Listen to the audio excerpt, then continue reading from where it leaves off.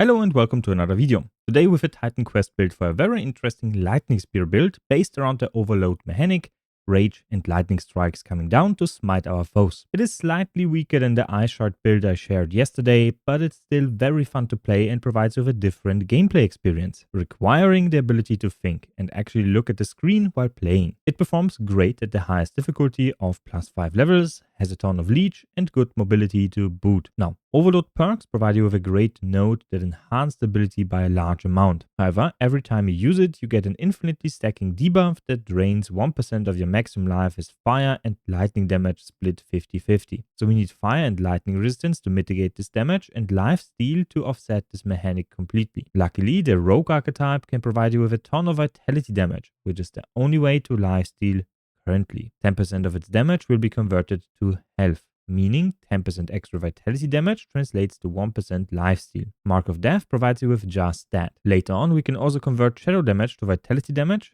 for an on-demand heal with the lethal strike ability. Additionally to this, we are scaling rage on hit, which is just more damage, more attack speed and more rage, and lightning strikes, which are on-hit procs, which we trigger through a variety of different abilities and passives. Now, if you like what I do and want to support me, make sure to leave a like, comment and subscribe if you have not already. So thank you very much for the support and let's dive into the meat. Now, let's start with the storm abilities. What are we going to do for the first levels?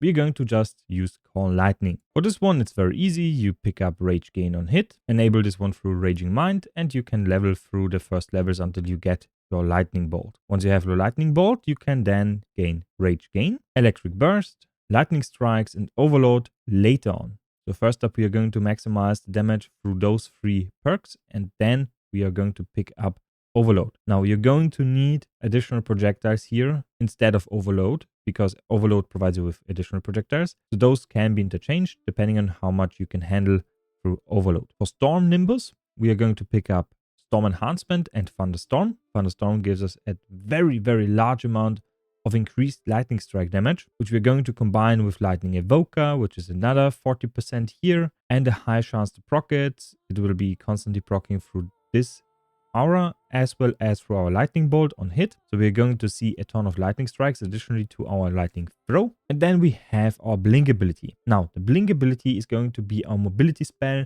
So I highly prefer to go for +3, so the 3 divinity for Storm first instead of Rogue.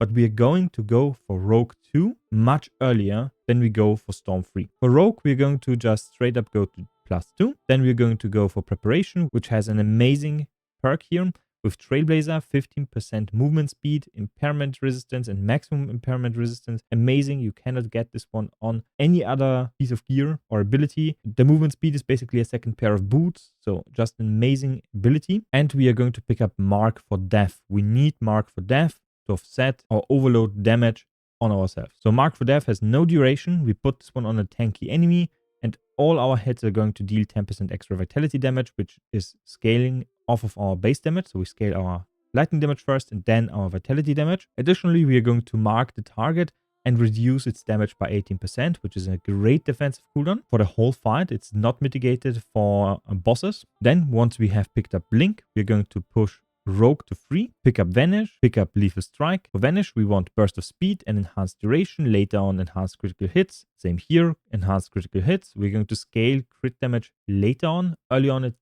not worth it at all. We also have for Lethal Strikes the ability to convert it to Shadow damage. And with this passive here, we convert Shadow damage to Vitality damage, basically increasing our lifesteal.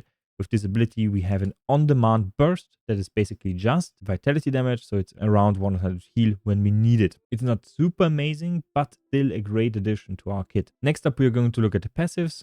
For Storm, we pick up Raging Minds to enable Spell Rage. We proc Rage through Lightning Bolt on hit. We go for the cast speed feed. Then we go for Storm Attunement, just more damage, feeds the spell damage and projectile damage. Then we go for Storm Guidance. Storm Guidance provides us with speed here, projectile speed and increased range. So our lightning spears will hit off screen quite a lot. Homing doesn't do anything for us. I have tried it multiple times now with multiple setups. It just doesn't do anything. I don't know how people are proccing this one or telling you that it's going to work. It doesn't. It just doesn't. Then we have Raging Storm. We pick up +3 rage here, which now scales 3% total spell damage and 3% cast speed. Further, we get increased rage effect and increased damage. Later on, we can go for rage duration, so we can go for pack to pack and not lose our rage stacks, which is huge. Then we have Lightning Evoker here, 45% chance on hit to proc a lightning strike. We are going to enhance the damage here, and once our rage overflows, we also have a 15% chance to proc another lightning strike here. So a great addition to our kit. We also have overcharge here, so we can scale this one even further. So the damage of our lightning bolt, because it's an overload ability. We can further max out storm guidance, raging mind, raging storm. So there is a lot of growth in the storm tree. And for the rogue tree, we also have a ton of passives we can utilize. Down below here, we have deft hands for attack speed and increased damage. We have critical strike chance and damage here. We have movement speed, cooldown reduction, glancing hit chance is also really nice to have. Dismantling tactics is a really, really nice more damage multiplier. It's increased damage on the target, so they take more damage. It's not adding the damage to the increased damage bucket. So it's a more damage multiplier. So you will immediately notice this one. Once you put it on a boss, you're going to double your damage. You have mark resistance, so -8 resistance, which is really, really good. We could also go with lifesteal here to improve our lifesteal, but we don't really need to. Later on, we will pick up critical hit chance. We also have shadow arts here with cast speed, crit chance, and taste for blood. We can improve our vitality damage here, or we're going to improve our lifesteal here based on our vitality damage. So more lifesteal is always nice. And additionally, we have accuracy for even more damage and critical strike chance. For the abilities, you can increase preparations damage with enhanced crit chance here, as well as vanish with enhanced crit chance here and duration. For storm, we can improve our blink with thunder crash and thunderstorm. Potentially for storm nimbus, we can grab a little bit of lightning resistance to improve our survivability through our overload a little bit more. That's maximum resistance, keep that in mind. And well, that's about it. So you can scale this one to around 50 and still have fun. Improve your build constantly. So I do think this build has a lot of potential to be a great end game builder for this specific state of the game. So that's why I'm highly recommending it. As for the equipment, I'm going to show you something really nice. We are scaling a spell.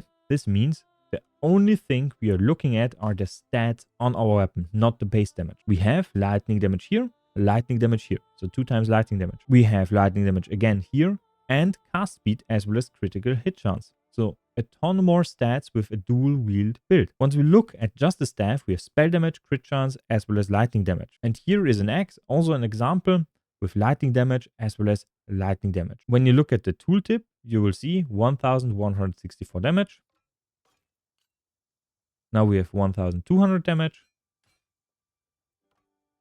And now we have 1206 damage. So it is actually better to use the axe, one would think. However, on this weapon, we have 9% cast speed. The tooltip damage here is not DPS, but damage per hit. So we are going to increase our damage more by just having the dual wield setup, because the attack speed is not shown in the tooltip. As for stats, you're going to look for lightning damage, spell damage. You want cast speed, you want crit chance. For your chest, just the resistances, glancing hit chance, life is also good. Crit chance on the shoulders, same resistances here. For the helmet, you want to at least have cast speed on this one and resistances. For the boots, movement speed and resistances as much as possible. For the arms, lightning damage as well as resistances. You don't need attack speed, but it's nice to have if you want to switch builds. For the rings, you have lightning damage, cooldown rate, which is very important, and resistances, as well as spell damage and crit chance. Cooldown rate is for blink, for vanish, as well as for lethal strike. All of those are cooldown abilities. So the second one looks like this, cooldown and lightning damage, and we have for amulet, attributes, as well as cooldown. You want to have your fire resistance and lightning resistance as high as possible. Max it out so you don't take too much damage. Next, I'm going to show you the damage for the boss. So we're going to reset the boss. We're going to teleport into the arena. We're going to wait for him to spawn. We're going to mark him. That's the cross underneath him. And then we are going to damage it. You will see we have quite a lot of leech, so we can take our time. Oh.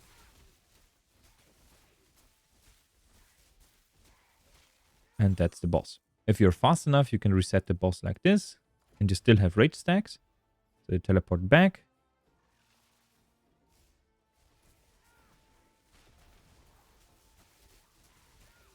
And the boss will go down a little bit faster because you do have more rage at the start of the combat. and that's the boss. Very easy to farm. You can reset it constantly, and then you have an inventory full of stuff you can go through. Anyway, this sums up the video. If you have any questions, please comment down below. Leave a like, subscribe if you haven't already, and see you next time. Bye.